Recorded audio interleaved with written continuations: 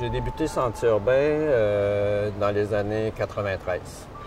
On a été quelques années seulement un regroupement de résidents. En 96, on s'est enregistré, 98 incorporé, 2002 devenu un organisme de bienfaisance. Tranquillement, l'organisme se structure. Ce que j'aime le plus, c'est probablement de voir l'émerveillement des enfants lorsqu'ils rentrent dans les jardins thématiques. Et voir découvrir un monde qui, pour plusieurs, ils n'ont pas accès. C'est probablement mon plus grand plaisir.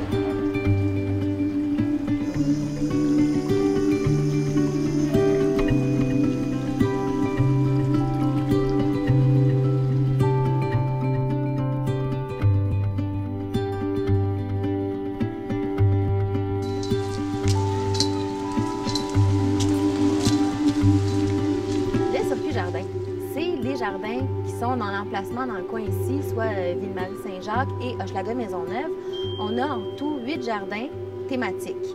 Donc, ornithologie compostage ici, culture amérindienne, plantes médicinales, plantes rustiques du Québec, jardin de la terre, jardin avec de l'agriculture urbaine et Novaya qui est avec des tables de pique-nique et des hamacs.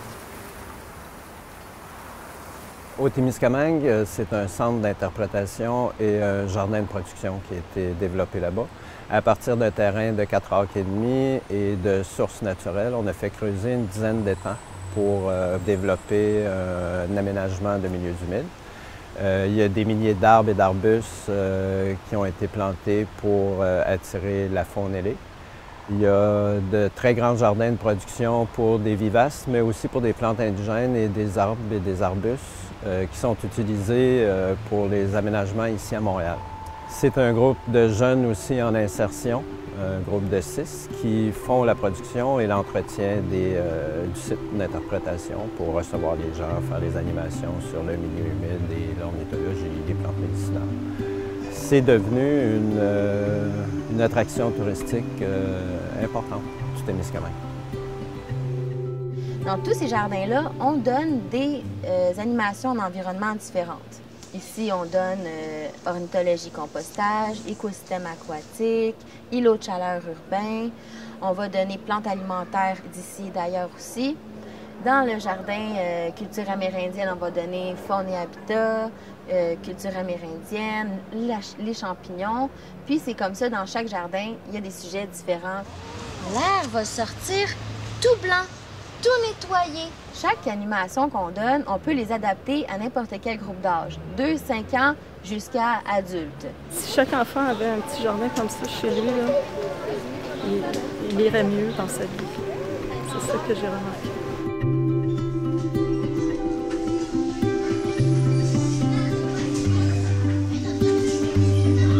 On donne des ateliers aux enfants dans les écoles, puis on explique à quoi ça sert une plante, comment en prendre soin. Ça initie les enfants à la nature. C'est un projet qui a été mis en place depuis déjà plusieurs années. C'était même avant que moi j'arrive à l'école. Un projet qui avait été mis de l'avant par un comité qui était formé de parents et d'enseignants de l'école. Et on voulait améliorer l'environnement de l'école, tant sur la cour d'école que la partie en avant, et aussi une courette là, de côté. Donc, on voulait reverdir nos espaces et l'aménager de façon plus naturelle pour les élèves. Je me cherchais un travail un peu différent des autres. Ça ne me tentait pas de simplement faire des plantations puis des contrats en horticulture. Puis, vu que j'ai travaillé 5 ans avec les enfants, quelqu'un m'a parlé de Sentier urbain. J'ai vu animatrice avec les enfants en horticulture. Donc vraiment, c'est venu fusionner mes deux passions, soit la nature et les enfants. Puis c'est comme ça que j'ai découvert Sentier urbain. L'horticulture est entrée dans ma vie quand j'ai commencé par faire un programme de réinsertion sociale dans le domaine. Le volet insertion professionnelle, c'est des jeunes et moins jeunes qui sont là principalement pour se trouver, un peu comme moi j'ai fait il n'y a pas si longtemps, pour se retrouver une voie. le médium qu'on a, nous, pour intéresser les jeunes à se développer une routine, à retourner sur le marché de l'emploi, c'est l'horticulture. On partage notre passion, puis en fait, être dehors, c'est déjà un gage d'éléments intéressants pour justement se motiver à se lever le matin. Travailler avec les plantes, c'est une thérapie pour tout le monde. Cette année, on a vraiment un groupe de passionnés qui ont des potagers, qui nous amènent des photos de leurs potagers, qui nous montrent leurs projets, qui nous demandent des plantes, qui nous demandent beaucoup d'informations sur les plantes. Ils ont des connaissances, oui et non.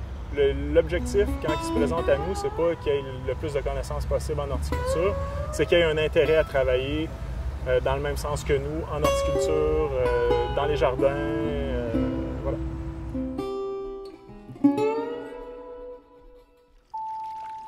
Le verdissement prend une place de plus en plus importante à Montréal, puis je pense dans la vie en général des gens. Les gens commencent à prendre conscience de l'importance de la végétation puis de la vie qui les entoure.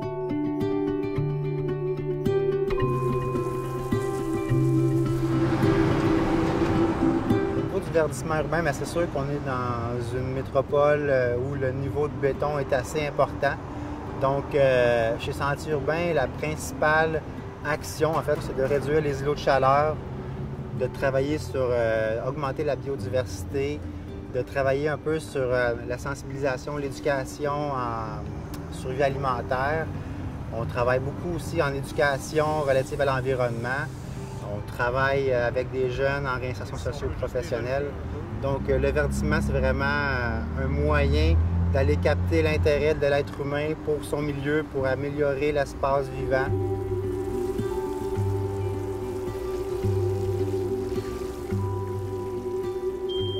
On réussit à aller chercher des petits bouts de terrain pour en faire, pour les partager avec les autres. Notre objectif, c'est que les gens les prennent en main. Nous, on a plusieurs choses à faire. Puis si on va aller de l'avant puis grossir de plus en plus, il faut que les citoyens prennent les choses en main et qu'ils se l'accaparent. Nous, on est là en support. Depuis 1 an, j'ai démarré l'Association des résidents du quartier pour mobiliser les résidents là, à améliorer notre quartier à travers le verdissement.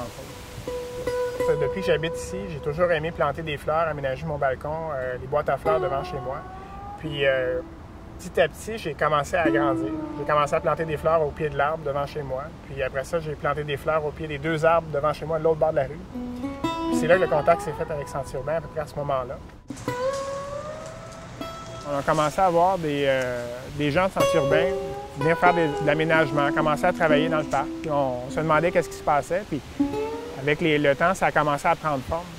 Puis de voir ces gens-là venir dans notre quartier, puis faire des aménagements, puis améliorer les choses, je me suis dit, wow, ces gens-là viennent ici, dans un quartier qui n'est pas chez eux, améliorer l'environnement. Pourquoi nous autres, on ne le fait pas? T'sais? Ça a été une étincelle dans un baril de poudre, puis ça s'est répandu. Là, j'ai fait du porte-à-porte, j'ai rejoint les voisins, j'ai parlé avec Pierre, puis on a commencé les projets.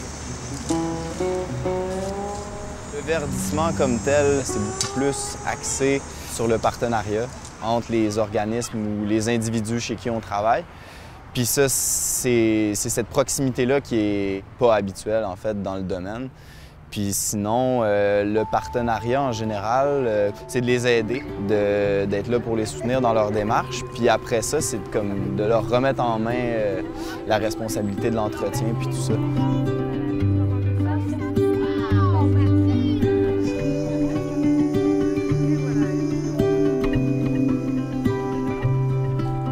Moi, ce que j'aimerais, c'est comme que les jardins prennent l'ampleur et qu'ils craquent le ciment du centre-ville.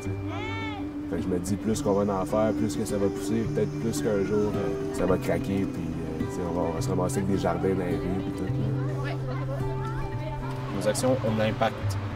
C'est bien, c'est bon de savoir ça. C'est bon d'apprendre que ce qu'on fait apporte quelque chose. C'est vraiment motivant.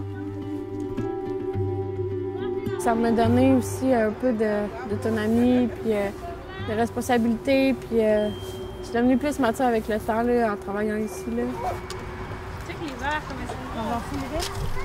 je souhaiterais que tout le monde s'approprie ces espaces-là, puis que vraiment, il y ait beaucoup plus de petits jardins comme ça en plein centre-ville. Pour qu'on puisse voir sur une map là, thermique, là, une grosse tache verte là, de l'île de Montréal.